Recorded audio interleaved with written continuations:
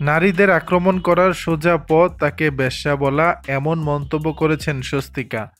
ভারতীয় বাংলা সিনেমার আলোচিত অভিনেত্রী স্বস্তিকা মুখার্জি নানা কারণে বছর জুড়ে আলোচনায় থাকেন ঠোঁটকাটা স্বভাবের এই নায়িকা। তার পরবর্তী ওয়েব সিরিজ বিজয়া, এতে একজন লড়াকু মায়ের চরিত্রে অভিনয় করেছেন তিনি। খুব শিগগিরই হইচয়ে মুক্তি পাবে স্বস্তিকার বিজয়া। এই সিরিজের মুক্তি উপলক্ষে হিন্দুস্তান টাইমসকে সাক্ষাৎকার দিয়েছেন স্বস্তিকা।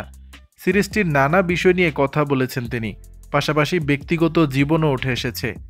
এই আলাপচারিতায় স্বস্তিকার কাছে জানতে চাওয়া হয়, ওয়েব সিরিজের গল্পের মতো বাস্তব জীবনে আপনিও খুব স্পষ্ট বক্তা, এজন্য বিতর্কে জড়াতে হয়, এতে করে আপনার ভয় করে না?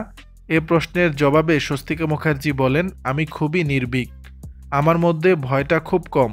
আমি এটা বললে মানুষ আমাকে গালাগাল দেবে, ভয় দেখাবে, এগুলো ভেবে পিছিয়ে যায় না। আর লোকে কি বলবে, লোকে আমাকে নিয়ে কি ভাববে, এটা আমাকে একেবারেই বিচলিত করে না। তাই আমার যেটা ঠিক মনে হয় আমি সেটাই করি।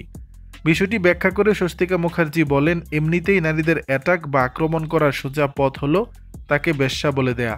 আমি এত বছর ধরে সিনেমায় কাজ করছি, এত ছোট বয়স থেকে এই শব্দটা শুনে আসছি যে এখন আমার কাছে আর কিছু মনে হয় না। উল্টো আমি সম্মানিত বোধ করি।